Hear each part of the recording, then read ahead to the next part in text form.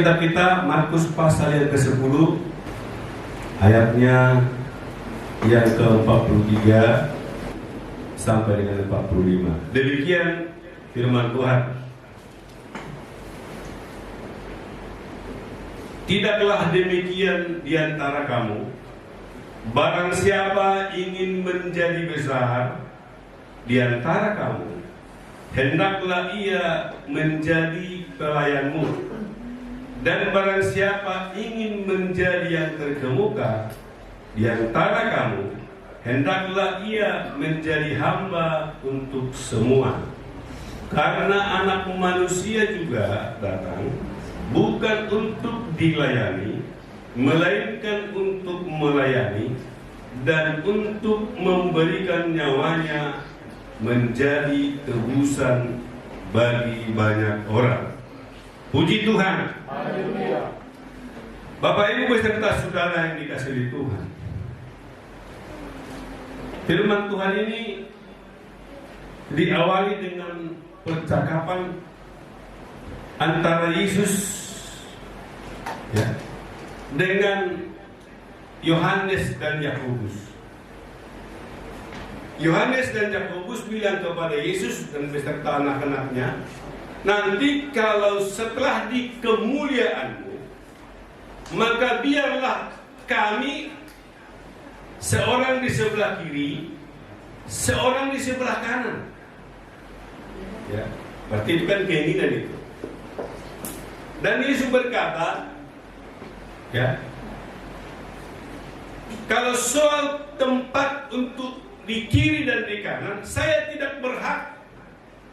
Itu sudah ditentukan. Itu sudah ditentukan oleh Allah Bapa. Tetapi jika saudara mau ingin menjadi terkemuka, jika saudara ingin menjadi terkemuka, maka ada resep yang saya akan berikan kepadamu. Tetapi Yesus memanggil mereka lalu berkata, kamu tahu bahwa mereka yang disebut pemerintah bangsa-bangsa memerintah rakyatnya dengan tangan besi, dan pembesar-pembesarnya menjalankan kuasanya dengan keras atas mereka. Tapi ayat 43, tidaklah demikian di antara kamu. Artinya kalau pemerintah, kalau ada yang macam-macam, ya, sama seperti dibilang Jokowi, jangan macam-macam. Kalau ada yang main-main, saya akan gigit. Saya sendiri yang gigit dengan cara saya. Itu boleh, no problem. Tetapi tidak demikian di antara kamu. Berarti dikatakanlah secara terbalik.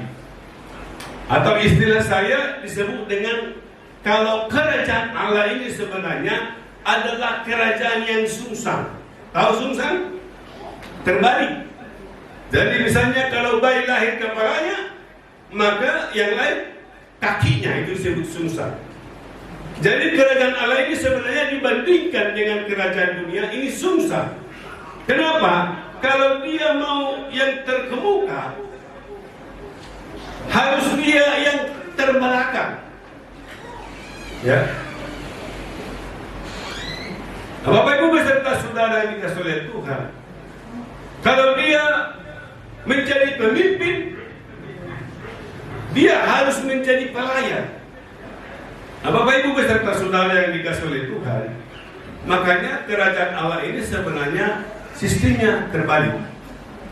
Dan banyak juga, ya, firman Tuhan yang lain yang kadang-kadang bertolak belakang dengan apa yang dapat kita pikirkan secara logika.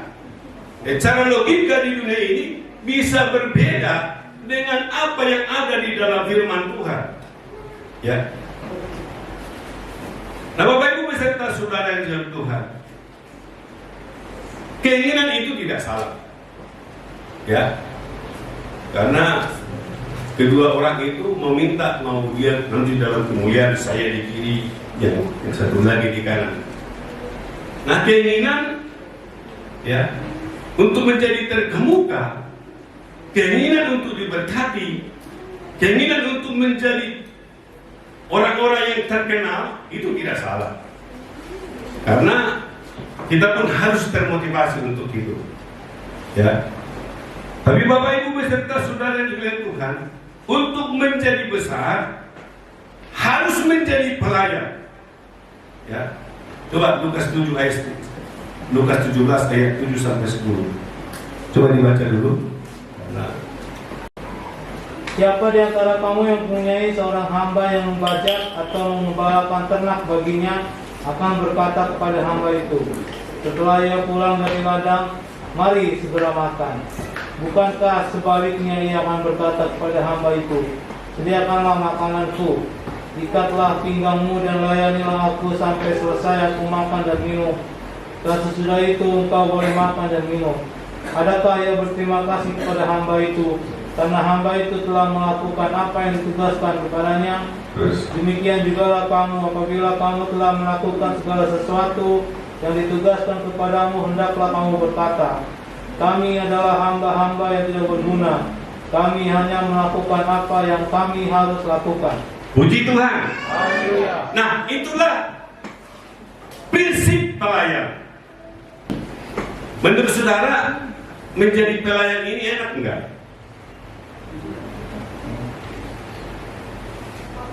Kalau diperlakukan seperti ini enak enggak? Tetapi banyak orang ingin menjadi pelayan, tetapi tidak mau diperlakukan sebagai pelayan.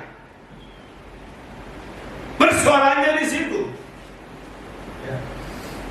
Bahkan banyak orang berebut menjadi pelayan, tetapi tidak mau melakukan pelayanan seperti kata firman Tuhan ini. Saudara bayangkan, ada seorang pelayan hamba, mungkin dia menggembalakan ternak.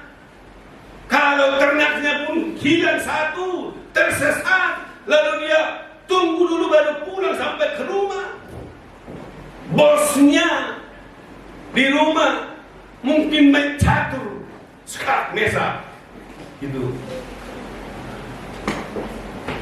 Tapi setelah semua pelayannya sampai di rumah, maka dimasukkanlah semua domba-dombanya itu.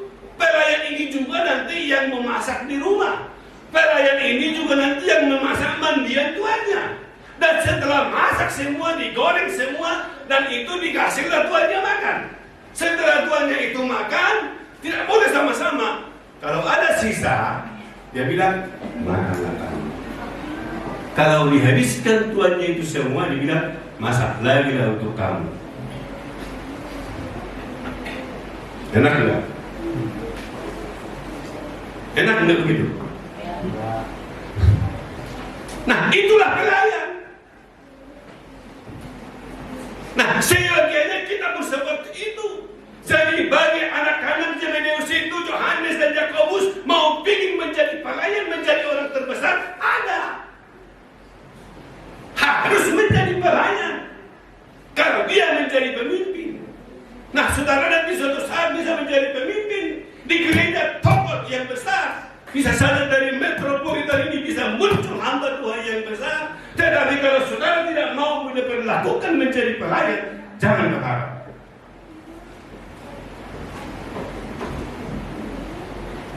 Sebenarnya menjadi hamba Tuhan itu adalah orang yang mati rasa. Kalau masih sensi, mata orang sarafnya sedikit agak terganggu lalu ke kiri, saudara tersinggung, jangan berharap saudara menjadi besar, karena saudara nanti tetap aja di situ. Misalnya kalau dia SD 2+1 pun nggak tahu, gimana dia bisa diangkat naik kelas jadi kelas 6?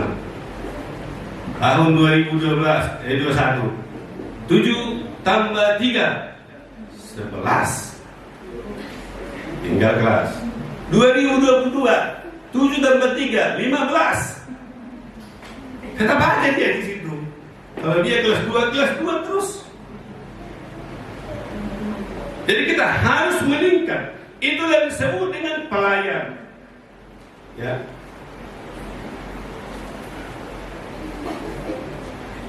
Pertanyaannya saudara, apakah jemaat GPI Metropolitan ini mau melayani Tuhan?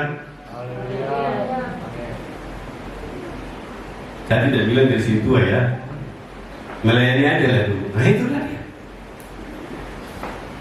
Dan kalau saudara pun sudah bereskan, dombanya sudah, masakannya sudah, ikannya sudah, mandiannya sudah, semua sudah disediakan, lalu disuruh lagi makan terakhir, lalu firman Tuhan ini oleh Yesus katakan, kalau kamu pun sudah lakukan itu, bilanglah, saya adalah hamba yang percuma, kata Malaysia.